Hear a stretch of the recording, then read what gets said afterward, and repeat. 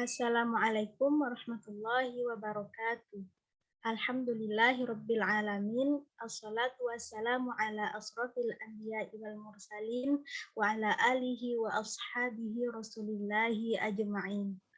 Puji syukur kita ucapkan kepada Allah Subhanahu wa taala yang telah melimpahkan rahmat dan karunia-Nya kepada kita bersama sehingga kami dari kelompok 8 masih dapat mempresentasikan laporan praktikum INDIBISI pada hari ini.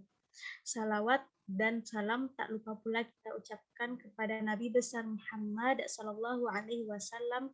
Allahumma shalli ala Muhammad wa ala ali Muhammad. Baiklah, yang sama-sama kita hormati Ibu Dr. Violita, SSI, MSI, dan seterusnya kepada teman-teman dari kelas pendidikan biologi C 2019. Baiklah, kami dari kelompok 8 akan mempresentasikan laporan praktikum mengenai INDIBISI. Untuk materi pertama akan dipaparkan oleh Syifa Jodi Pertiwi.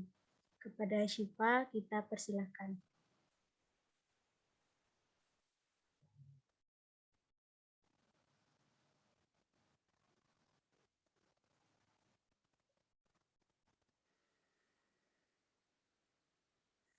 Terima kasih kepada moderator. Baiklah, saya Syifa Jodi Pertiwi, NIM 1903-1110, akan mempresentasikan laporan hasil praktikum saya mengenai INDIBISI.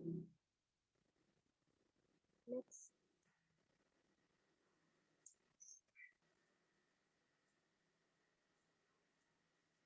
Tujuan praktikum adalah untuk mengetahui peristiwa INDIBISI yang terjadi pada kacang kedelai dan kacang hijau. Waktu dan tempat, hari atau tanggal Jumat 1 Oktober 2021 pukul 13.20 sampai 15.50.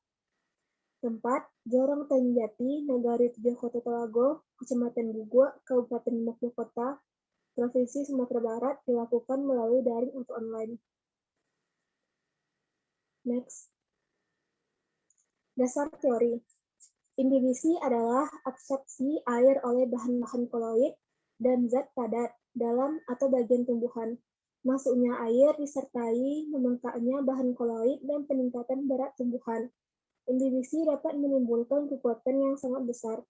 Menurut Kamus 1979, INDIBISI adalah absorpsi air oleh bahan-bahan koloid dan zat padat dalam bagian tumbuhan. Masuknya air sering disertai dengan membengkaknya bahan koloid dan peningkatan berat tumbuhan. Misalnya, biji akan menjadi lebih besar jika diletakkan dalam air atau tanah yang lembab. Dan hal ini dikatakan sebagai proses INDIBISI.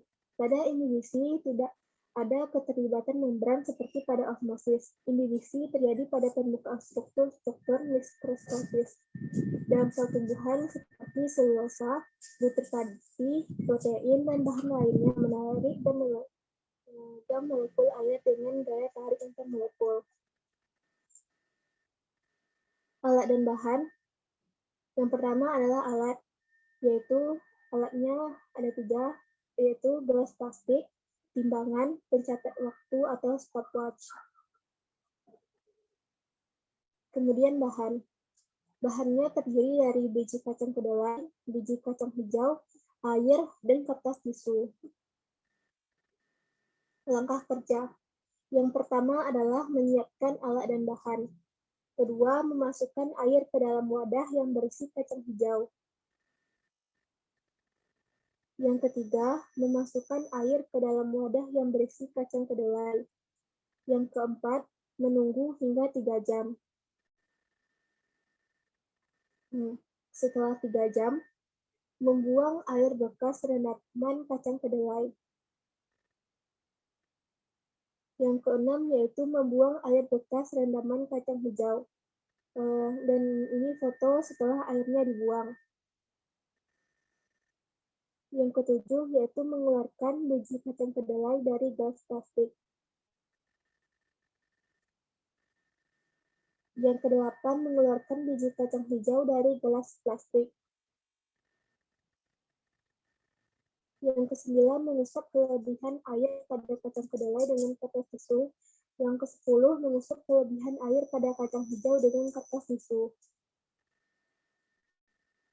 Yang ke-11 memasukkan kembali kacang kedelai ke dalam gelas plastik. Yang ke-12 memasukkan kembali kacang hijau ke dalam gelas plastik. Inilah penampilan kacang kedelai dan kacang hijau yang telah dimasukkan ke dalam gelas plastik. Lalu kita menimbang berat kacang kedelai. Dan kita juga menimbang berat kacang hijau. Lalu yang terakhir yaitu kita mencatat hasil setelah ditimbang. Dari hasil pengamatan, biji kacang kedelai yang awalnya memiliki berat yaitu 100 gram mengalami penambahan sehingga berat akhirnya yaitu 180 gram. Dan biji kacang hijau yang awalnya memiliki berat 100 gram kemudian berat akhirnya juga mengalami penambahan sehingga menjadi 140 gram. Pembahasan. Pada praktikum kali ini mengamati tentang pengaruh macam substrat atau inhibisi. Inhibisi adalah peristiwa penyerapan air oleh permukaan zat-zat yang hidrofilik, seperti protein, fatty, selulosa, gelatin, dan lainnya, yang menyebabkan zat tersebut dapat mengembang setelah menyerap air. Kemampuan untuk menyerap air misalnya pada biji biasa disebut dengan potensial inhibisi, dan prosesnya disebut dengan inhibisi. Pada percobaan tentang inhibisi ini digunakan dua jenis variabel, yaitu kacang kedelai dan kacang hijau. Kacang kedelai dan kacang hijau awalnya memiliki berat masing-masing 100 gram. Lalu kedua jenis kacang tersebut direndam selama 3 jam. Setelah direndam, air bekas rendaman tersebut dibuang, lalu kedua kacang tersebut diusap dengan kertas tisu agar tidak ada air yang menempel lagi. Kemudian, kedua jenis kacang tersebut dimasukkan ke dalam wadah plastik dan ditimbang. Kacang kedelai memiliki berat 180 gram dan kacang hijau memiliki berat 140 gram. Jadi, kacang kedelai dan kacang hijau mengalami kenaikan berat. Kenaikan berat ini disebabkan penyerapan air pada biji kacang hijau dan biji kacang kedelai. Kemampuan dinding dan plasma sel biji untuk menyerap air dari luar sel. Absorpsi air oleh senyawa pembentuk protoplasma dan dinding sel, khususnya senyawa yang berukuran makromolekul seperti protein, polisakarida, dan lainnya. Molekul-molekul air terikat di antara molekul dinding sel atau plasma sel, sehingga plasma sel mengembang dan penyerapan air oleh individu. Penyerapan air oleh biji kering menyebabkan terjadinya peristiwa inhibisi karena air masuk ke biji melalui membran sel. Juga ditarik oleh senyawa di dalam biji sifatnya higroskopik. Senyawa higroskopik yang dimaksud adalah kristal karbohidrat atau amilum dan protein kering yang terdapat di dalam biji. Ada dua kondisi yang diperlukan untuk terjadinya inhibisi adalah adanya gradien potensial air antara permukaan absorban dengan senyawa yang diinhibisi dan adanya afinitas antara komponen absorban dengan senyawa yang diinhibisi. Pada praktikum kali ini, inhibisi dipengaruhi oleh faktor. Yang pertama adalah permeabilitas kulit atau membran biji. Yang kedua, tekanan hidrostatik ketika volume air dalam membran biji telah sampai pada batas tertentu akan timbul tekanan hidrostatik yang mendorong keluar biji, sehingga kecepatan penyerapan air menurun. Ketiga, luas permukaan biji yang kontak dengan air berbanding lurus dengan kecepatan penyerapan air. Dapat dilihat di tabel hasil pengamatan bahwa terjadinya perbedaan berat pada kacang kedelai dan kacang hijau. Penyerapan air pada kedua bahan tersebut tidak sama, karena kulit biji kacang kedelai tipis mengandung substrat yang mudah larut dalam air, maka air yang diserap akan lebih banyak dan sebaliknya. Selain itu, semakin kecil tekanan benih daripada tekanan larutan, maka semakin besar proses inhibisi. Dapat disimpulkan yang pertama adalah inhibisi adalah peristiwa penyerapan air oleh permukaan zat-zat yang hidrofilik seperti protein, fatty, selulosa, gelatin, dan lainnya, yang menyebabkan zat tersebut dapat mengembang setelah menyerap air. Yang kedua, berat kacang kedelai yang awalnya 100 gram bertambah menjadi 180 gram, dan berat kacang hijau yang awalnya 100 gram bertambah menjadi 140 gram. Jadi, kedua jenis kacang ini mengalami inhibisi. Ketiga, penyerapan air oleh biji kering menyebabkan terjadinya peristiwa inhibisi. Karena air masuk ke biji melalui membran sel juga ditarik oleh senyawa di dalam biji sifatnya higroskopik, Yang terakhir yaitu kacang kedelai cenderung memiliki kecepatan inhibisi yang lebih tinggi dibanding dengan kacang hijau. Hal ini dikarenakan luas permukaan kacang hijau yang kecil dan strukturnya yang lebih keras. Baiklah, ini adalah daftar pustaka yang saya gunakan pada laporan praktikum saya.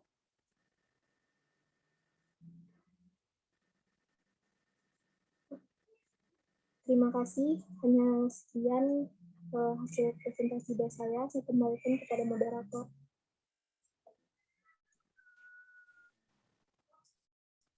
Baiklah, untuk pemaparan materi selanjutnya akan dijelaskan oleh Yuni Fatma Andini.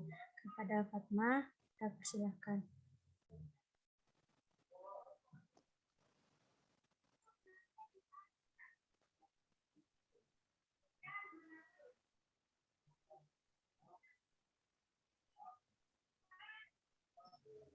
Baik, Assalamualaikum warahmatullahi wabarakatuh.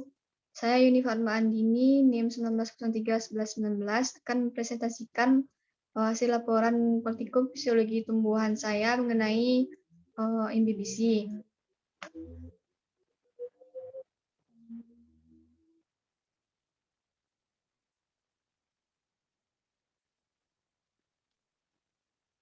Adapun tujuan praktikum kali ini adalah yang pertama, mengetahui bagaimana proses terjadinya MBBC. Yang kedua, mengetahui faktor yang mempengaruhi MBBC. Selanjutnya, waktu dan tempat. Hari atau tanggal yaitu Jumat 1 Oktober 2021, pukul 13.20 sampai 15.50 WIB. Tempatnya yaitu di dekat di rumah saya, yaitu di daerah Pauh Kemang Mudia, Kecamatan Kembang Mage, Kabupaten Agam, Sumatera Barat. Selanjutnya dasar teori.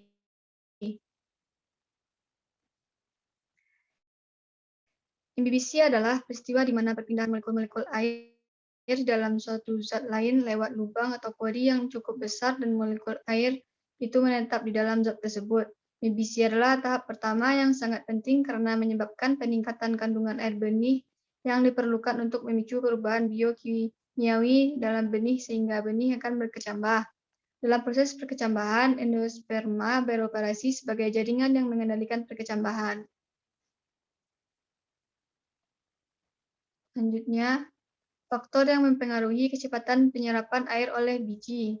Yang pertama, permeabilitas kulit atau membran biji. Yang kedua, konsentrasi air. Karena air masuk secara difusi atau dari konsentrasi rendah ke tinggi, maka konsentrasi larutan di luar biji tidak lebih pekat dari dalam biji. Yang ketiga, suhu air. Suhu air tinggi, energi meningkat, difusi air meningkat sehingga kecepatan penyerapan tinggi. Yang keempat, tekanan hidrostatik. Ketika volume air dalam membran biji telah sampai pada batas tertentu, akan timbul tekanan hidrostatik yang mendorong keluar biji, sehingga kecepatan penyerapan air menurun.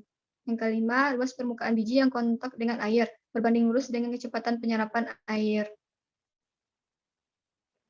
Yang keenam, daya intermolekuler. Makin rapat molekul-molekulnya, makin sulit air diserap oleh biji. Yang ketujuh, spesies dan varietas. Berhubungan dengan faktor genetik yang menentukan susunan kulit biji. Yang kedelapan, tingkat kemasakan biji. Biji makin masak, kandungan air berkurang, kecepatan penyerapan air meningkat. Yang kesembilan, komposisi kimia biji. Kesepuluh, umur. Berhubungan dengan lama penyerapan, makin lama disimpan, makin sulit menyerap air. Selanjutnya, alat dan bahan. Adapun alat untuk praktikum MBBC ini adalah yang pertama gelas plastik 2 buah, yang kedua timbangan kue, yang ketiga stopwatch, yang keempat kertas tisu. Selanjutnya bahan. Adapun bahannya yaitu yang pertama biji kacang kedelai, kedua biji kacang hijau, dan yang ketiga air. Selanjutnya adalah cara kerja.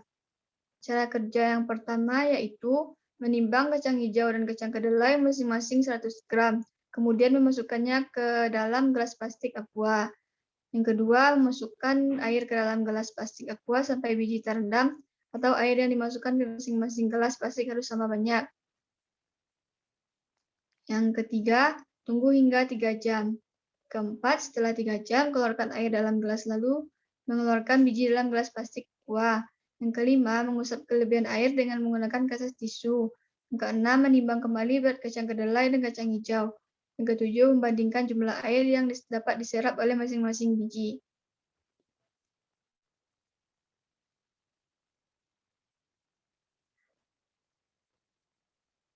Selanjutnya, hasil pengamatan. Berat awal kacang kedelai yaitu 100 gram.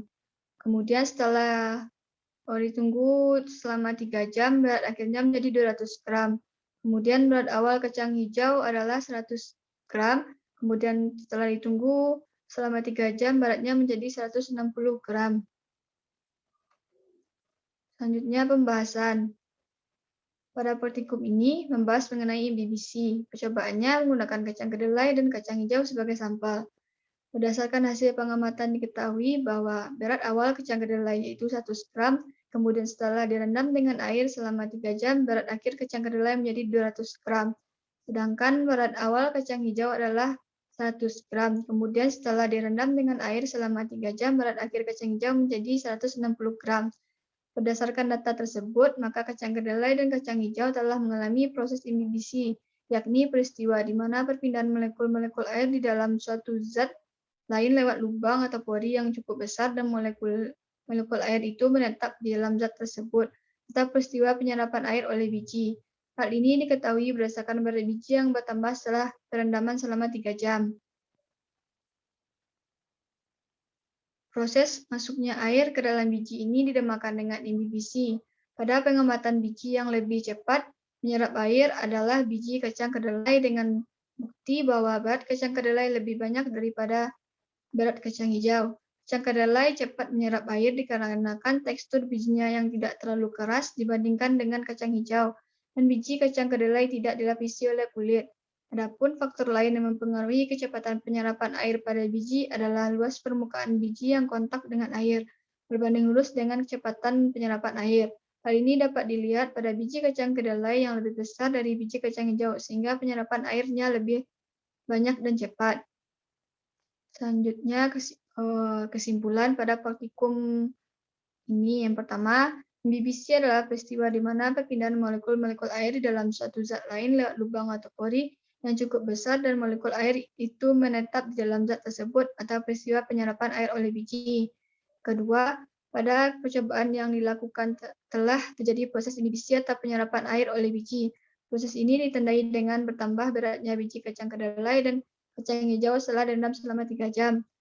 Kesimpulan terakhir yaitu faktor yang mempengaruhi kecepatan penyerapan air pada biji adalah permeabilitas kulit atau membran biji dan luas permukaan biji yang ditandai dengan biji kacang kedelai lebih cepat dan banyak menyerap air daripada biji kacang hijau.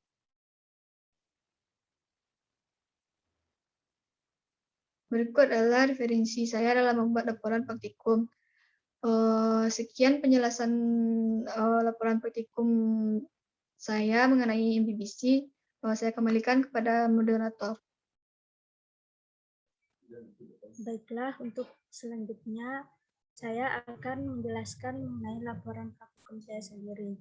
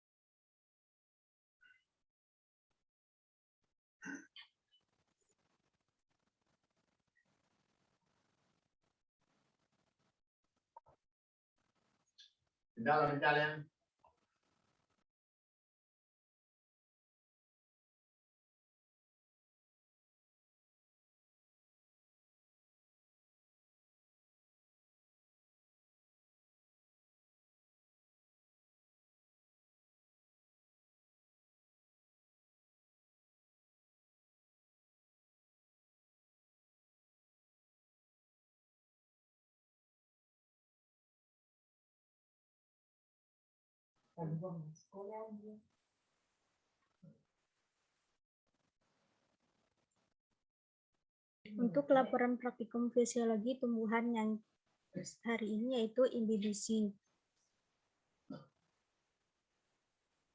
Tujuan praktikum untuk mengetahui mekanisme terjadinya peristiwa imbibisi. Waktu dan tempat: hari Jumat tanggal 1 Oktober 2021 pukul 1.20 sampai 3.50 WIB. Tempat: Barimudia, Kecamatan 2x11 Tanglingkung, Kabupaten Padang Pariaman, Sumbar. Dasar teori. Imbibisi merupakan penyerapan air akibat potensial air yang rendah pada biji yang kering. Air yang berimbibisi menyebabkan biji mengembang dan memecahkan kulit pembungkusnya dan juga memicu perubahan metabolik embrio yang menyebabkan biji tersebut melanjutkan pertumbuhan. Cara kerja imbibisi yaitu air yang ada pada lingkungan akan masuk ke dalam benih melalui kulit biji, yaitu melalui membran permeabel. Setelah air masuk ke dalam benih, air tersebut akan mengaktifkan enzim-enzim agar laju metabolisme dalam benih dapat berjalan lancar.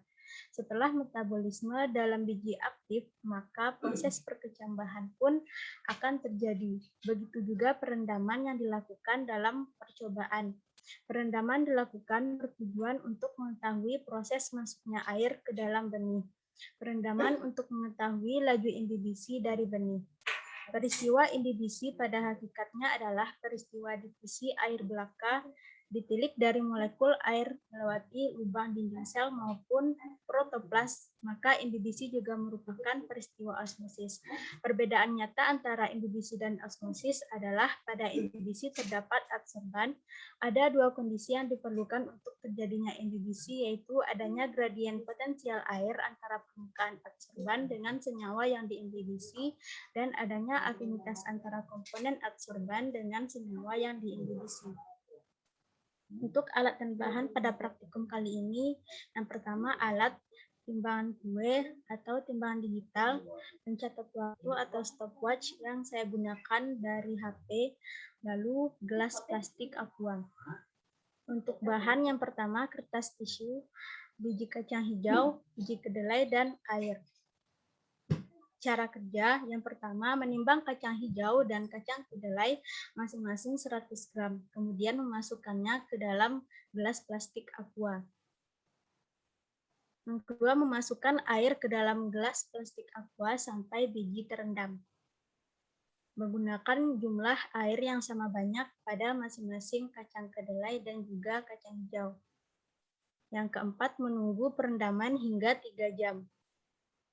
Yang kelima, mengeluarkan biji dari gelas plastik aqua setelah 3 jam perendaman. Yang keenam, mengusap kelebihan air dengan menggunakan kertas tisu pada masing-masing kacang. Yang ketujuh, menimbang berat masing-masing biji kacang hijau dan juga kacang kedelai.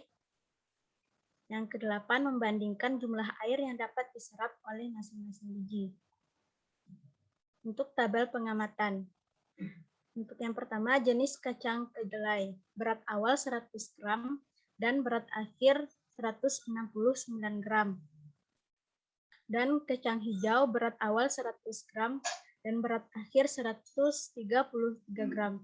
Di sini ada keterangan yaitu 2,9 gram merupakan berat wadah plastik, karena sebelumnya saya menggabungkan berat gelas plastik tersebut dengan kacang kedelai maupun kacang hijau. Berikut pembahasan. Dari hasil percobaan tersebut dapat diamati bahwa kedua kacang yang direndam bertambah besar ukurannya setelah perendaman selama 3 jam. Sedangkan air yang ada di dalam wadah sudah berkurang dan tinggal sedikit selama 3 jam perendaman. Ini terjadi karena masuknya air dalam wadah ke dalam kacang hijau dan juga kacang kedelai. Sehingga saat dilakukan penimbangan, berat masing-masing kacang bertambah. Pada kacang kedelai, berat awal 100 gram. Setelah 3 jam perendaman bertambah menjadi 169 gram, atau dapat dikatakan berat kacang kedelai bertambah sebesar 69 gram. Dan kacang hijau dengan berat awal 100 gram, setelah 3 jam perendaman menjadi 133 gram, atau dapat disimpulkan berat kacang hijau pada wadah bertambah sebesar 33 gram. Pada gambar di bagian hasil pengamatan dapat diperhatikan ukuran kacang yang berbeda sebelum dan setelah perendaman. Peristiwa inilah yang disebut dengan imbibisi. Imbibisi adalah penyerapan air absorpsi oleh benda-benda yang pada solid, yang padat atau solid, atau agak padat semi solid. Karena benda-benda itu mempunyai penyusun dari bahan yang berupa koloid. Imbibisi adalah peristiwa penyerapan air oleh permukaan zat-zat yang hidrofilik seperti protein, pati, selulosa, gelatin, dan lainnya yang menyebabkan zat tersebut dapat mengembang setelah menyerap air. Kemampuan untuk menyerap air misalnya pada biji ini biasa disebut dengan potensial imbibisi, dan prosesnya inilah disebut dengan imbibisi. Imbibisi adalah peristiwa masuknya air ke dalam suatu zat melalui pori-pori. Sel-sel biji kacang yang sering mempunyai nilai osmosis yang rendah. Sel-sel biji kacang yang kering mempunyai nilai osmosis yang rendah, sehingga mempunyai nilai potensial osmotik yang rendah dan mempunyai nilai defisit tekanan osmotik yang tinggi. Sehingga apabila biji yang kering direndam dalam air dalam waktu yang lama, akan terjadi peristiwa imbibisi, yang sebenarnya juga merupakan suatu proses difusi air atau osmosis. Hanya saja pada imbibisi ini, zat yang menyerap air merupakan koloid atau zat padat seperti biji tumbuhan yang keras. Air yang masuk ke dalam biji membuat biji mengalami perubahan baik bentuk, warna, tekstur maupun berat biji. Berdasarkan percobaan yang saya lakukan, diketahui bahwa terdapat perbedaan kemampuan imbibisi pada biji kacang hijau dan kacang kedelai, yaitu dari selisih berat biji setelah perendaman dengan berat biji awal. Selisih terendah sebesar 33 gram terjadi pada kacang hijau, dan selisih tertinggi sebesar 69 gram terjadi pada kacang kedelai. Dengan demikian dapat kita simpulkan bahwa kemampuan biji kacang kedelai dalam imbibisi lebih besar daripada biji kacang hijau. Perbedaan ini disebabkan karena beberapa faktor yang mempengaruhi proses imbibisi. Menurut Firdaus dan kawan-kawan tahun 2006, faktor yang mempengaruhi kecepatan penyerapan air atau imbibisi oleh biji adalah yang pertama, konsentrasi air. Konsentrasi air di luar biji dibandingkan dengan konsentrasi air di dalam biji. Lalu yang kedua, permeabilitas kualitas biji atau membran biji. Ada biji di mana kulitnya keras dan ada pula kulit biji yang lunak dan permeabel. Yang ketiga ada suhu. Apabila suhu air ditingkatkan, hal ini akan meningkatkan difusi air ke dalam biji sampai batas waktu tertentu. Lalu ada luas permukaan biji yang kontak dengan air. Kecepatan penyerapan air oleh biji berbanding lurus dengan luas permukaan. Dan tekanan hidrostatik. Meningkatnya volume air yang masuk akan menimbulkan tekanan hidrostatik. Selanjutnya, meningkatnya tekanan hidrostatik dalam biji akan memperlambat penyerapan air.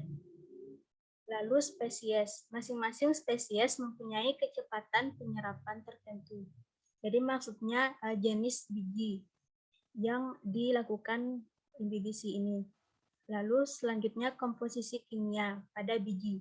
Biji yang mempunyai kadar protein yang tinggi menyerap lebih cepat sampai tingkat tertentu dibandingkan dengan biji yang kadar karbohidratnya tinggi atau kadar minyaknya tinggi. Lalu yang terakhir adalah umur biji. Biji yang tua menyerap lebih cepat dan membutuhkan air yang lebih banyak.